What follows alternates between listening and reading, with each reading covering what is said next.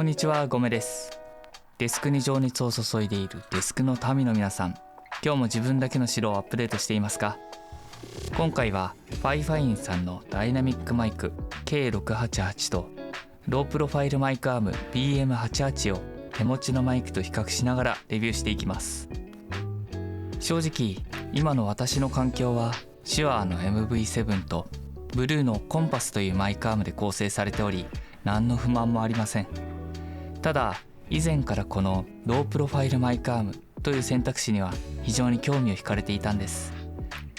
よろしければ最後まで見ていってください。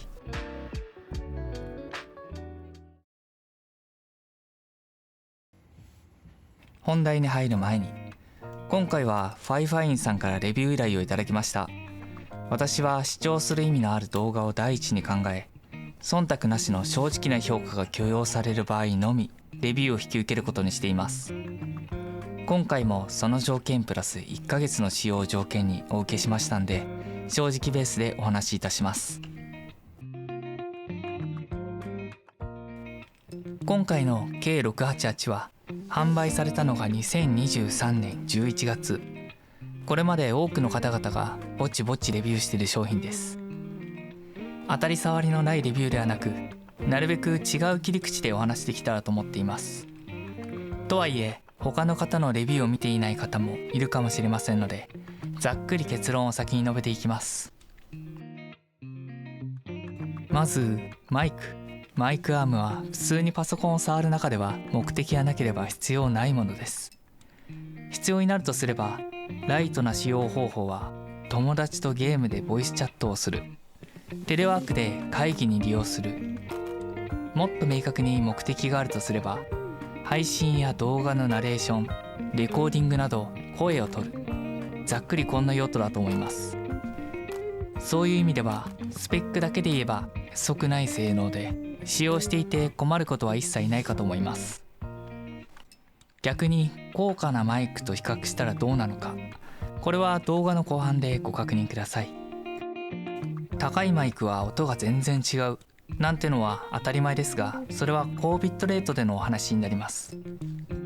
遅延を最小限にする必要があるディスコード、ミートやズームなどのビデオチャットツールだけで言えば大して変わらないので、より所有欲を満たしてくれるものを選ぶか、その分他のデバイスに予算をかけるか、完全に好みでいいと思います。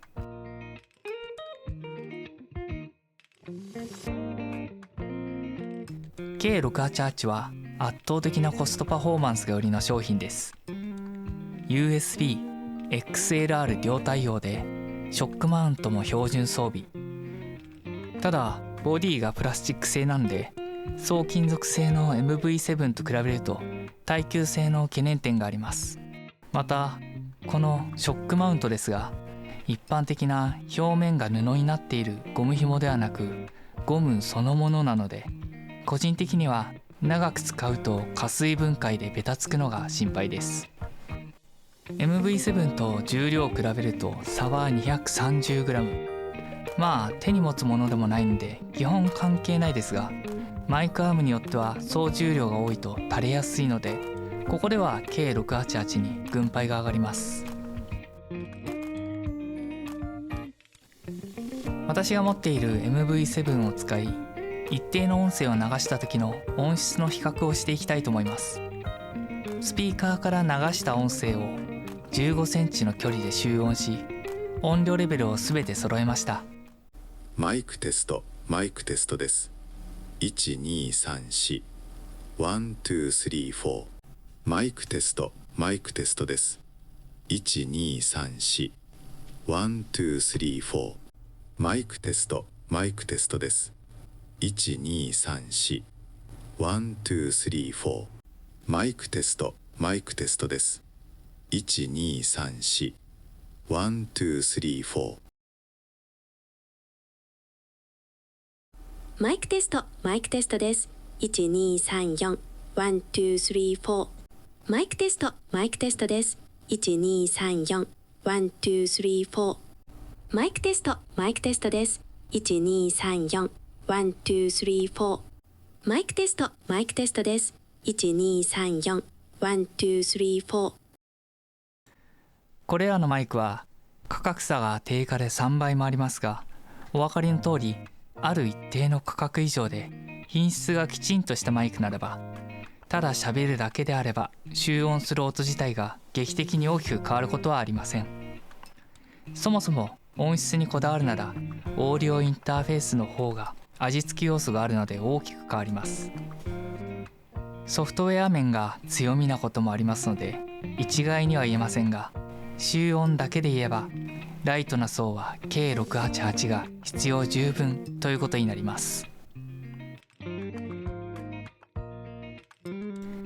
今回の BM88 ですが、素材はアルミ製とのことで磁石はくっつきません。組み立て、机への取り付けは容易で、定規の動きの部分だけ六角による調整、あとは手回しで調整が可能です。何よりロープロファイルの最大のメリットである視界の開放感、これが魅力的に感じればロープロファイルのマイクアームはおすすめです。あとはこの配線収納、太い XLR ケーブルも内部にしっかり隠せます。ここはケーブルアレルギーの方もにっこりの仕様ですね。対するブルーのコンパスは使わない時にモニター裏へ隠せるのが魅力ですが、上部から吊る形なんで環境によっては視界に入って邪魔なんて方もいるかと思います。ただ BM88 は常にデスクの上に露出するので、景観としての好みは分かれるかもしれません。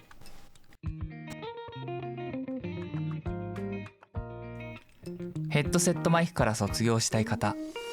ボイスチャットやテレワークでしか使わず使用時の良好な視界を確保したいなら、今回のファイファインのラインナップはありかと思います。 K688 のコスパは驚異的ですし、